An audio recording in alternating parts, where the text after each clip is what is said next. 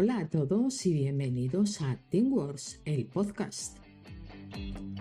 Soy Esther y seré tu guía en este viaje hacia la inclusión laboral. En cada episodio exploraremos el mundo de la neurodiversidad en el trabajo con historias inspiradoras de personas neurodivergentes, empresarios innovadores y expertos en recursos humanos e inclusión. Nuestro objetivo es educar, inspirar y demostrar que un entorno laboral inclusivo es posible y beneficioso para todos.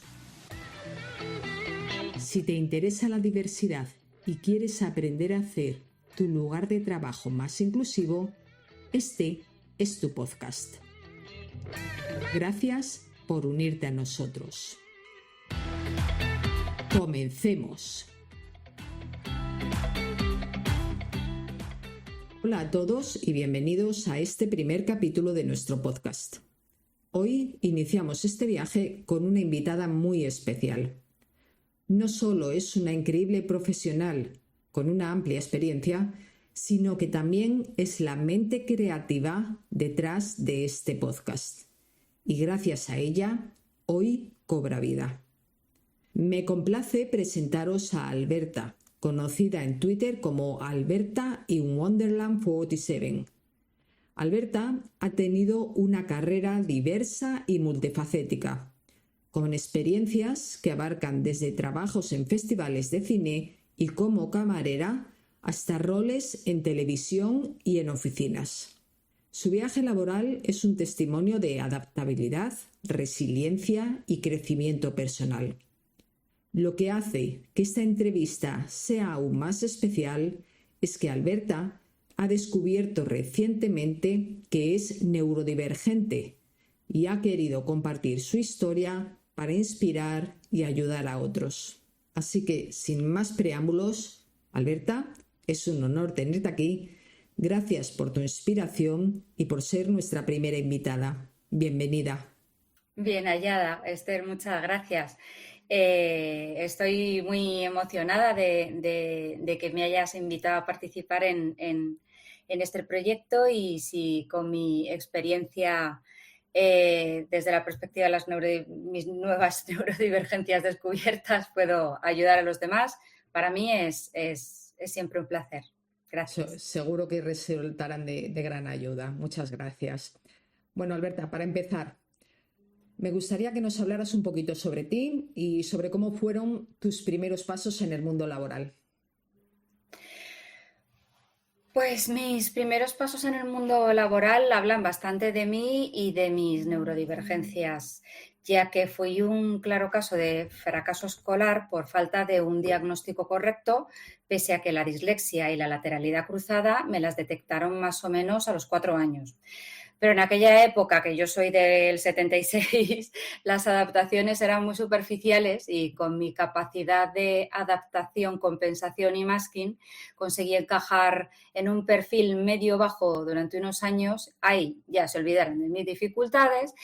Y en cuanto llegué a lo que era la etapa de BUP, mis mermadas capacidades y mis circunstancias personales hicieron que no fuera capaz de sacar los estudios adelante.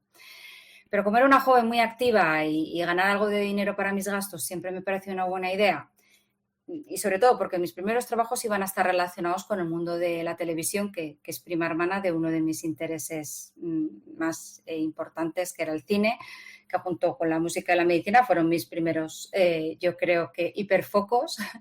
Así que me apunté a una agencia de figuración y asistí a alguna grabación de algún concurso, algún programa, y luego me llamaron para hacer un casting, para participar como azafata en un programa sobre mascotas que iba a presentar Joaquín Arozamena. Que la historia de ese casting es súper neurodivergente, porque otra de mis pasiones son las razas de perro. Así que cuando llegué al casting y vi aquella sala llena de niñas monísimas, arregladísimas, pues preparada soy estéticamente para pasar un casting de azafata, pues pensé, bueno, pues hasta aquí he llegado, ¿quién me manda a meterme a mí en este berenjenal? Pero ¿cuál fue la sorpresa? Yo creo que de ambos, del señor Arozamena y mía, cuando me tocó el turno y me hicieron una pregunta medio técnica sobre una raza de perro en concreto y respondí de una manera súper técnica y eso pues al señor Arozamena le encantó porque cajaba con el espíritu del programa y tuvo muy, muy claro que quería que fuera yo, porque parece ser que el resto pues no tenía esa fijación por los animales y ese conocimiento de las razas de perro. Como cuentas, has trabajado en una variedad de roles y sectores que van desde un festival de cine hasta la hostelería y la televisión. ¿Cómo ha sido para ti adaptarte a estos entornos tan diversos? Pues precisamente el trabajo en el plató resultó muy desregulador para mí. Tenía la sensación de no tener control ninguno de mi cuerpo ni de mi mente y no fui capaz de sentirme cómoda del todo, pese a que me encantaba estar en el plató y ver las cámaras y toda la parte técnica. Me fascinaba ver cómo trabajaban. Pero desde mi papel yo me sentía como una marioneta a la que no le gustaban la mayoría de las cosas que se me pedían. El tema del maquillaje, de la ropa, la peluquería, lo llevaba fatal y ahora entiendo por qué. Luego en la hostelería, bueno, la hostelería todavía nos tiene fascinados a mi marido y a mí pensando en la sensibilidad auditiva de la que he tomado conciencia desde que empecé a sospechar que soy autista. Es cierto que mis amigas recuerdan que al entrar en las primeras discotecas entraba con las manos en los oídos, tapándome, pero me cuentan, porque yo no recuerdo nada de aquello, que al rato me quitaba las manos de los oídos y actuaba de manera normal, entre comillas. Yo creo que al final acabé adaptándome como lo hacía lo que hacían ellas y se supone que yo tenía que disfrutar, pues yo hacía lo que hacían ellas. Y justamente fue una de mis amigas que trabajaba en una discoteca poniendo copas, en la que me propuso trabajar con ella. Y la verdad que pensándolo con la perspectiva del tiempo me he dado cuenta de que era una manera no solo de ganar dinero, sino también de ejercer un control sobre el nivel de interactuación social que correspondía con la época y de la juventud y el final de la adolescencia. Y sobre todo, evitar las conversaciones en las discotecas en las que no soy capaz de enterarme de nada. O sea, es que me cuesta muchísimo.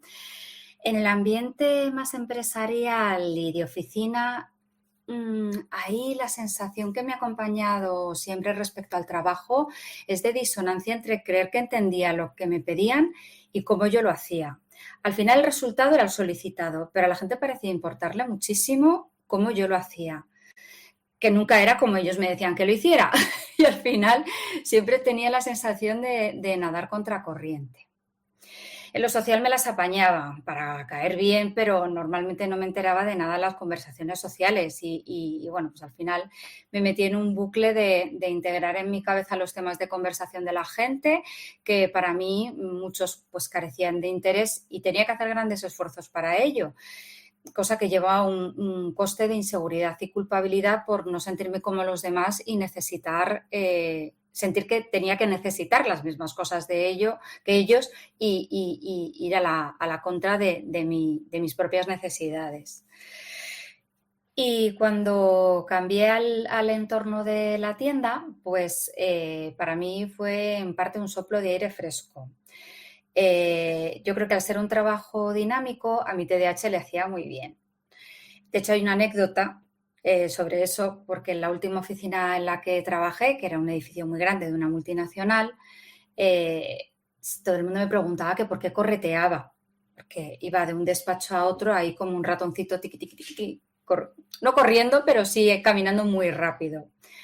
Y al tercer día en la tienda, moviéndome de acá para allá, es un edificio con 3 plantas, entonces pues te tienes que mover mucho a lo largo de la jornada. Entonces ahí entendí el por qué, o sea, por qué yo correteaba en otros entornos, porque realmente ese dinamismo le hacía muy bien a mi cuerpo y a mi mente.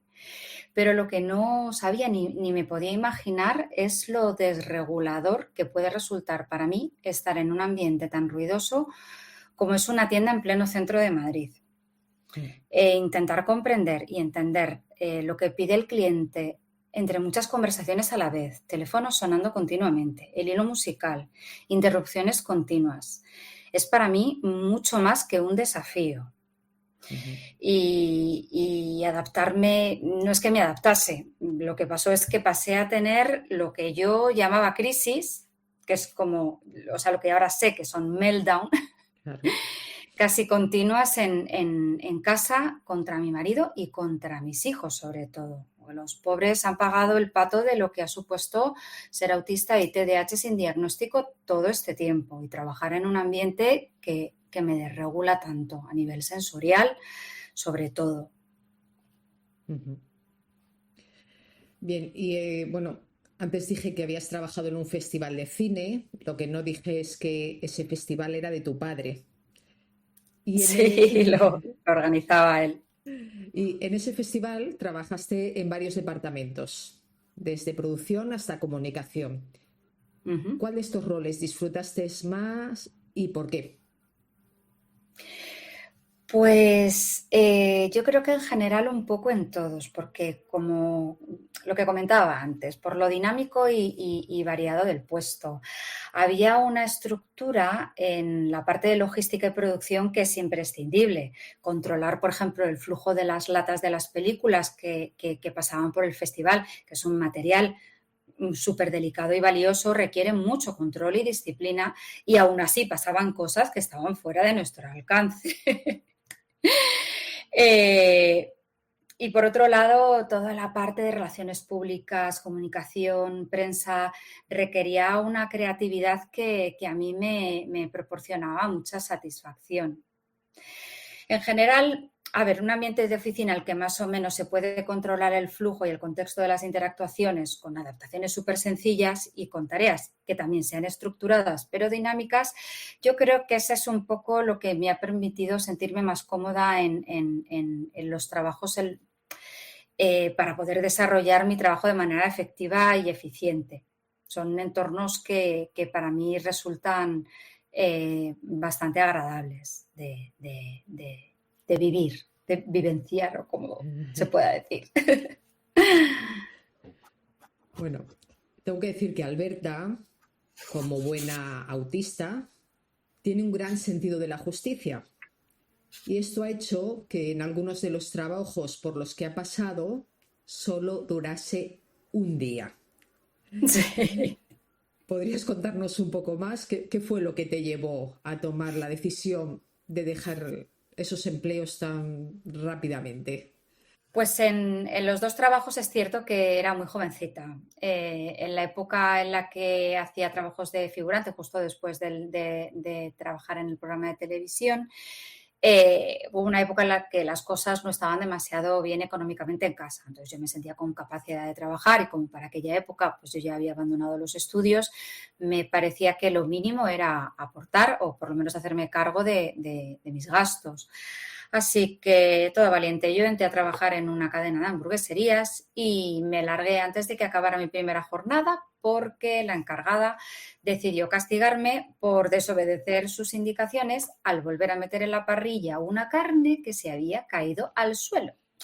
Yo consideré que lo correcto era tirarla y fue lo que hice, cogerla y tirarla a la basura. Y ella pues le sentó muy, muy mal que yo la llevara a la contraria, también un poco que la pusiera en evidencia por querer meter la carne en la parrilla y decidió relegarme a tareas que eran claramente un castigo y un abuso. Y en un momento dado mi cabeza no pudo más con ese abuso y estallé con las bandejas que me había ordenado limpiar y colocar en plena hora punta del restaurante. Y un momento que mi cabeza pensó, a ver, esta situación es ridícula. Entonces, directamente me despedí de mis compañeros, me vestí y me fui. Y luego, pocos años después, ahí ya me había emancipado y sí que necesitaba el trabajo. Me apunté a una oferta de empleo vendiendo enciclopedias por teléfono a gente que no las necesitaba. aquella maravillosa época en la que vendían enciclopedias por teléfono y bueno, pues la primera persona que no me colgó el teléfono fue una mujer muy mayor que pues, me estuvo contando que sus hijos y sus nietos eran mayores, pero que si tuviera niños en casa que estudiaran, me la compraba encantada para ayudar a sus niños. Y a mí se me partió el corazón, o sea, nunca olvidaré el cariño y la amabilidad con la que me atendió esa señora, que contrastaba diametralmente con los comentarios imperativos, azuzándome a que la obligara del encargado, que lo tenía al lado de mi oreja, con además lo desregulador que es eso para un autista, o sea, estar teniendo una conversación y encima tener otra persona hablándote a la vez y encima en mal tono, o sea, que es que fue una situación además súper agobiante. Y bueno, pues yo terminé la conversación como pude, todo lo amable del mundo con la mujer, agradeciéndole que me hubiera atendido y que me diera tantas explicaciones y cuando colgué, el encargado se puso a regañarme, también. Y hubo un momento que me quedé mirándole porque yo es que ya no entendía nada que me estaba diciendo ni me interesaba y pensé, pues hasta aquí he llegado. Y le dije, ¿sabes qué? Que me voy, que aquí te quedas. Cogí mi bolso y me fui. Muy valiente yo, pero ahí sí que sentí la vulnerabilidad de haber perdido una fuente de ingresos y eso ya es harina de otro costal. Después de todas estas experiencias laborales, unas maravillosas y otras no tanto, pasaste por un periodo de 3 años en paro antes de entrar en un sector completamente nuevo. Cuéntanos, ¿cómo fue esa transición y qué tipo de trabajo empezaste a hacer después de ese intervalo? Esa transición fue horrible, la verdad, porque me quedé en la calle estando de baja, embarazada de 9 meses Wow. de la pequeña. Sí, lo pasé fatal. Recuerdo estar dándole el pecho a primera hora de la mañana mientras estaba pendiente de las primeras ofertas que salían en las plataformas de empleo. O sea, es que literalmente estaba dándole el pecho con el móvil en la mano para estar ahí al quite de lo que fuera saliendo. Siento que me robaron la maternidad de mi hija y el derecho a disfrutar de ella y de mí en una época que debía ser estupenda. Fue horrible. Recuerdo que luego pues hice muchas entrevistas, muchísimas, las que lo pasaba fatal porque el gasto de energía para mí era brutal y al final, reflexionándolo ahora, en muchas ocasiones sentía que el masking tras el que me escudaba para poder encajar en ese molde de lo que pedían en ese molde estandarizado de lo que pedían en las ofertas de empleo, lo que se esperaba socialmente de una persona en una entrevista de trabajo, realmente anulaba mi capacidad de defender mis auténticas virtudes. O sea, esa situación, analizándola, bueno, en su momento lo sentía, pero no entendía por qué. Pensé que era yo la que lo estaba haciendo mal y algo estaba roto en mí en ese sentido. Era y es muy frustrante pensar en aquellos momentos y en cómo sucedieron aquellas entrevistas. Luego, en 2013, cuando falleció mi madre, se me presentó la oportunidad de entrar a trabajar en una tienda y me pareció que era el momento adecuado, pese a ser un sector totalmente nuevo.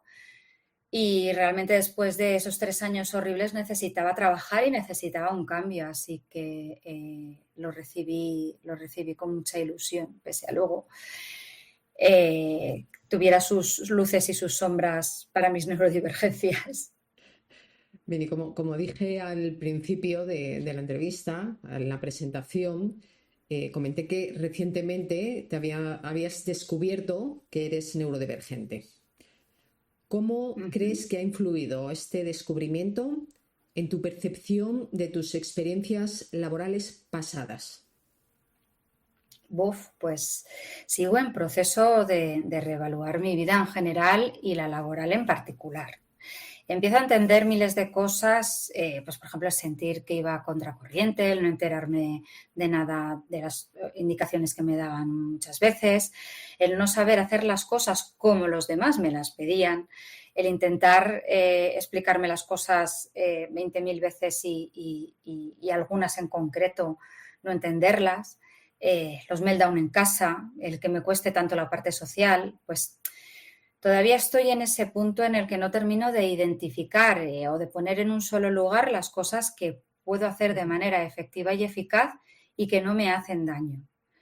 Reconociendo un poco mis virtudes y mis talentos, entre tanta inseguridad acumulada que al final hay una maraña de cosas que hay que separar, pero haciendo un gran esfuerzo por encontrar lo mejor de mí para poder seguir desarrollando mi vida profesional de manera satisfactoria para ambas partes, porque al final pues de eso se trata, de un intercambio.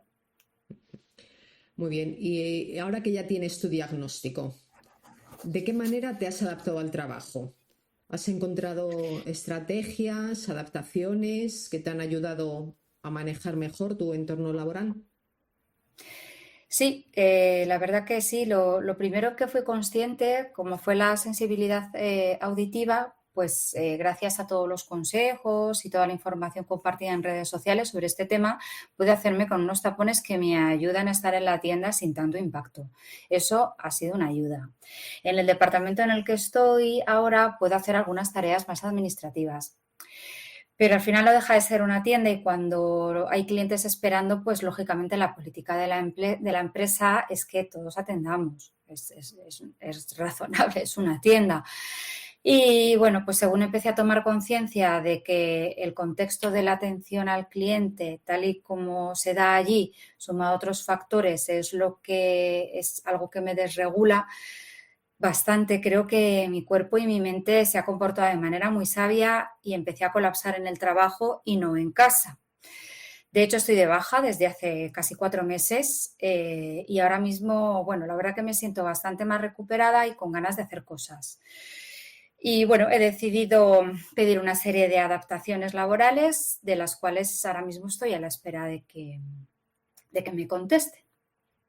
Bueno, y en tu opinión, ¿qué crees que pueden hacer las empresas para crear un entorno más inclusivo y accesible para personas neurodivergentes? Pues en mi opinión, para mí el primer paso, y aunque parezca que no, el más difícil y el más grande a la vez, es el de la información. La gente, salvo que tengan a una persona neurodivergente muy, muy cerca en su entorno personal, no tiene ni idea de lo que significa ser así. Entonces, el trabajo de divulgación y normalización me parece fundamental para pedir cosas que de otro modo no tienen sentido para quien recibe la petición. El resto de los cambios yo creo que vendría casi solos una vez que la gente abra los ojos a que la sociedad es neurodiversa. Ya lo es. Exacto. ¿Y qué consejo le darías a otras personas neurodivergentes que están buscando empleo o enfrentándose a desafíos en sus trabajos actuales? Pues a los que buscan que pidan mucha ayuda para poder concentrar la búsqueda y conocer cuáles son sus talentos, los que le van a permitir desempeñar un trabajo sin morir en el intento, sino todo lo contrario.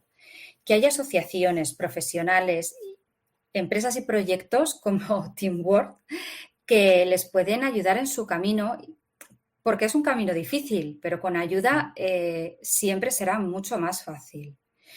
Y a los que están ahora mismo sufriendo porque su situación laboral les hace daño, pues les invitaría a hacer una reflexión muy profunda, lo más realista posible sobre su situación. Que está claro que cada situación es un mundo, pero cuando realmente te rompes es cuando te das cuenta de que no tenías que haber llegado hasta ese punto. Y es que hay que intentar no llegar a ese punto.